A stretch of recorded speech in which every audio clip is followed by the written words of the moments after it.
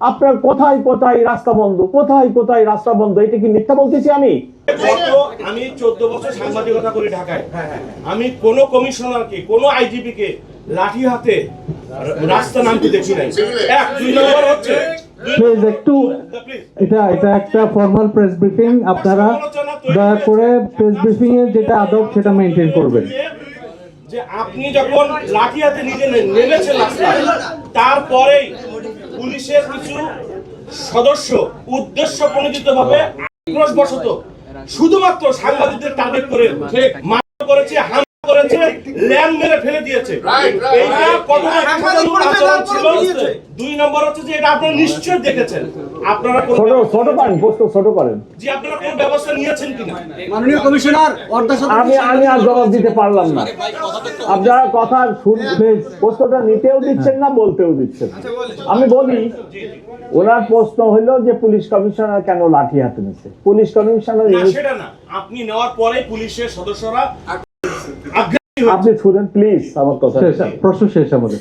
আমি তো আমার ইনফর্মাল ড্রেসে আমার বাসায় ছুটির দিন, বাস্তব কথা হলো চুলই কাটাচ্ছিলাম, যখন হঠাৎ শুনতে পারলাম যে যমুনায় আন্দোলনকারীরা ঢুকে পড়তেছে, আমি অন্য কোনোরূপ প্রস্তুতি নিয়ে আই রাস্ট এবং যাই দেখি অবস্থা ভয়াবহ। এবং এই নির্বাচনের 5-6 দিন আগে যদি যেখানে সরকার প্রধান থাকেন সেখানে যদি আন্দোলনকারী ঢুকে যায়, যেখানে আমার 144 দ্বারা সভা সমাবেশ নিষিদ্ধ আছে, সেখানে এসে আপনার যদি আন্দোলনকারীরা এই ধরনের কর্মকাণ্ড করে, তাহলে কি পুলিশ কমিশনার বসে থাকার কোনো সুযোগ আছে কিনা? ডেইলি স্টার, প্রথম আলোতে যে আক্রমণ হলো গভীর রাত্রে 11টায়,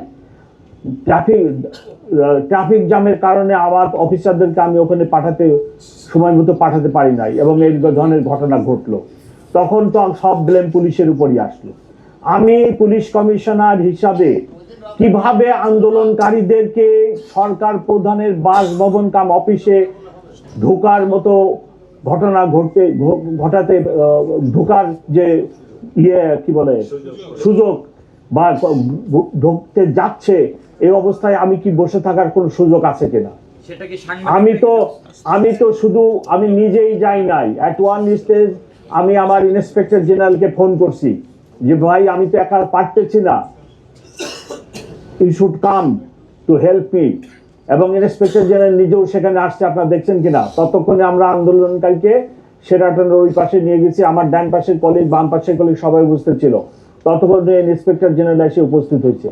আপনারা এই কথা লেখেন যে গত 15 মাসে যে এই যে 20টা লোক 10টা লোকে রাস্তা ব্লক করে ফেলে, প্রেগনেন্ট লেডি ডেলিভারির জন্য হাসপাতালে যেতে পারে না, হার্ট অ্যাটাক রোগী যেতে পারতেছে না, অমক যেতে পারতেছে না, পরীক্ষাতে যেতে পারতেছে না, বিমানবন্দরে টিকিট আছে, প্লেন ফেল করতেছে। আপনারা এই কথাগুলো লেখেন, আপনার এই শহরকে নিরাপদ রাখেন, মানুষকে নিরাপদ রাখেন, মানুষের যাতায়াত ব্যবস্থাকে নিরাপদ রাখেন।